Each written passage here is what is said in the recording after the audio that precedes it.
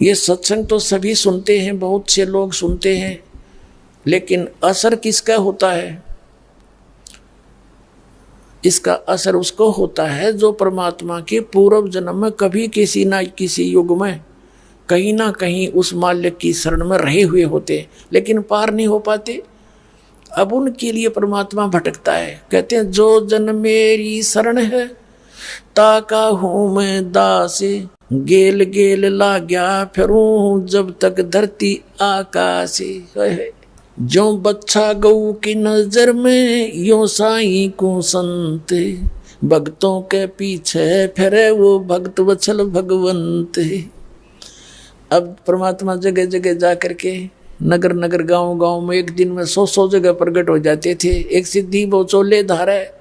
ये परमात्मा तो सिद्धियों का भंडार होता है, वो सदुपयोग करता है। ये नकली संत परमात्मा से ही एक हल्दी की गांठ लेकर सिद्धियां प्राप्त करके ये पंसारी बन जाते हैं, अपना भक्ति नाश करते हैं। अब परमात्मा ने एक एक दिन में कई कई जगह प्रकट हो करके और ऐसे अपने वचन सुनाए। जो परमात्मा के पूर्व जन्म के संस्कारी थे, एक ही परिवार में 4-5 सदस्य हैं, 2 सदस्य मानते हैं, 4 नहीं मान रहे, चाहे सिर पटक ले। अब ऐसा क्यों है? इसके लिए एक उदाहरण देते हैं। ये कोयल होती है, कोयल अपना अलग से घोंसला बनाकर अपने अंडे उत्पन्न नहीं करती। क्यों नहीं करती? क्योंकि कौवे और कौवी उसके अंडों को खा जाते हैं। वो दाव लगाए रहती है, आसपास देख लेती है किसी वृक्ष पर किसी कौवी ने अंडे पैदा कर रखे हों, तो वो गर्भवती जो होती है कोयल, वो जब वो कौवी कहीं चुग्गा चरने जाती है आहार के लिए, छोड़कर आलने को घोंसले को, पीछे से उसमें अंडे पैदा कर देती है, अपने अंडे छोड़ देती है और दूर बैठ जाती है जाके। अब वो कौवी आती है शाम को, जब भी वापस आती है तो देखती है अंडे 4 हो गए। वो पहचान नहीं पाती, इसलिए उनको फेंकती नहीं, उन सभी को, उनकी सभी की सेवा करती है और उनमें से बच्चे बना देती है।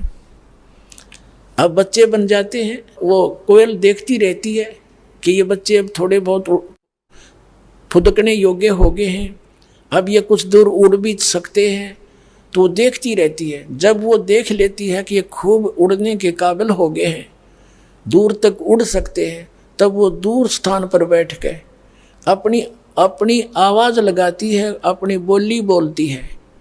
जो कोयल वाले होते हैं वो तुरंत देखते हैं अपनी माँ की तरफ और उस बोली से आकर्षित होकर उड़कर चल पड़ते हैं।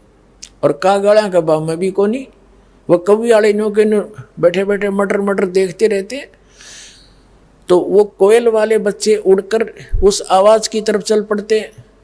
वो कोयल फिर वहाँ से उड़ चलती है, कू कू करती हुई आगे चली जाती, दूर निकल जाती है। वो बच्चे उसके पीछे पीछे दूर चले जाते हैं। वो कभी थोड़ी दूर तो उसके पीछे जाती है, मेरे बच्चे गए।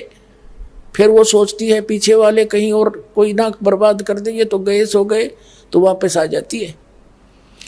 तो पुण्यात्माओं, आप देख लेना, प्रत्येक घर में दास का तो इसके बिटर एक्सपीरियंस है इस मार्ग का, कि एक घर में 4 भाई हैं, एक का तो पूरा परिवार लग गया इस मार्ग पर और 3 सुनते भी कोई नहीं।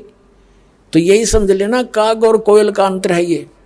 तो वो कभी ना कभी परमात्मा की शरण में रहे, उनके अंदर वो आस्था पैदा कर रखी है परमात्मा ने, और मालिक की वाणी को वो शीघ्र